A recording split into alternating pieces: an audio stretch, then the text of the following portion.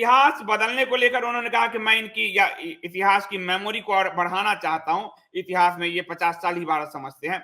मैं आपको कुछ चीजें दिखा रहा हूं कि भारत के इतिहास को कैसे विकृत किया गया, इसके एक दस्तावेज है। 2 किताबें हैं, आपको मैं दिखाऊं। जाने माने इतिहासकार ये अरुण शौरी ने लिखे थे। अरुण शौरी ने इसमें पूरा दस्तावेज के साथ प्रस्तुत किया है कि कैसे जो बंगाल के विधानसभा में बंगाल में ये बात कही गई कि हमें आक्रांताओं के द्वारा जो हिंदुओं का उत्पीड़न हुआ है वो नहीं पढ़ाना है, यानी इतिहास को हमको विकृत करके और मुगलई इतिहास पढ़ाना है। वो दिखाओ जरा, उसके जो पन्ने भी हिंदी में है।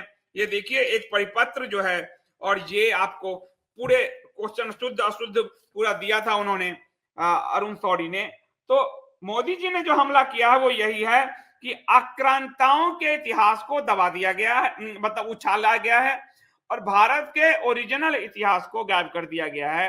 कांग्रेस का जो अर्बन नक्सल मूवमेंट है वो यही इतिहास पढ़ाना चाहता है, और उसकी वजह है कि जब 30 साल ज्योति बसु के नेतृत्व में कम्युनिस्ट की सरकार रही बंगाल में, तो उन्होंने बंगाल में क्या किया आपको बता रहा हूं।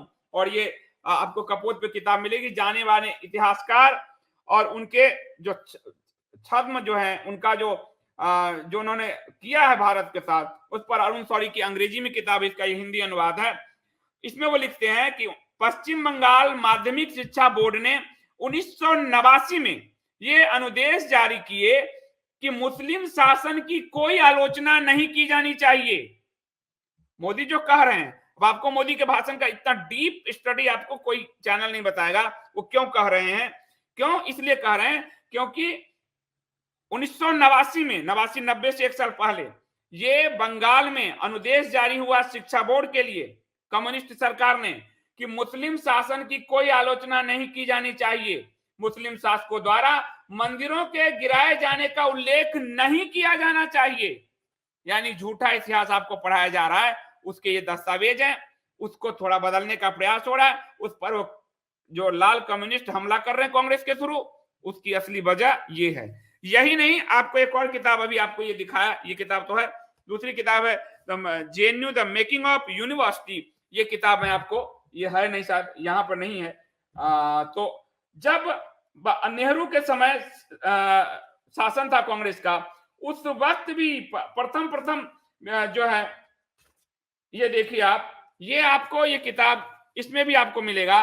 संसद में कांग्रेस की सदस्य थी सुभद्रा जोशी ने कहा कि हमें सेकुलर इतिहास पढ़ाना चाहिए, यानी हिंदुओं के गर्व के इतिहास को मिटा देना चाहिए। हिंदुओं पे जो उत्पीड़न हुए हैं उसे नहीं बताना चाहिए। हिंदुओं के जो मंदिर तोड़े गए हैं उसे नहीं बताना चाहिए। हिंदुओं पर जो मुस्लिम शासकों ने अत्याचार किए हैं उसे नहीं बताना चाहिए। ये आपको आश्चर्य होगा कि ये टेक्स्ट बुक में, एनसीईआरटी के टेक्स्ट बुक में ये बात डाला गया। However, it was Subhadra Joshi, a leading Congress member of Parliament, who took the lead in the agitation of secular history।